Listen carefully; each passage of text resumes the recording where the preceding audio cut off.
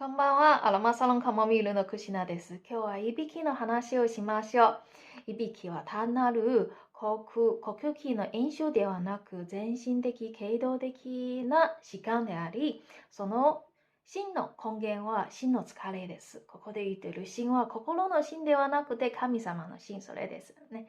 で、気の流れが悪いため、血流が滞り、酸素が不足になります。中医学ではこの病的現象を気血不調また気体黄血と呼びます。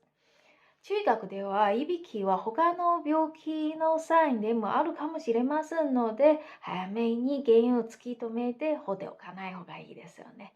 普通のいびきは他人の睡眠を邪魔するけれど、本人にとって大きな影響はないんです。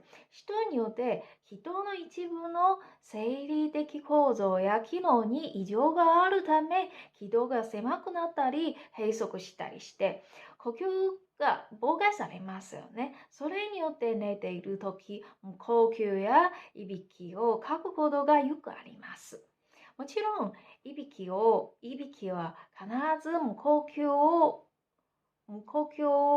伴うわけではなく、空気の流れが悪い原因で、粘膜の振動により、いびきをかくこともあります。気道の閉塞の状態は、無呼吸を起こすレベルに達していないいびきは単純いびきと呼びます。単純ないびきは健康にほとんど影響を与えます。では、どんないびきは、病気だと判断されますか？次回話します。ではまた。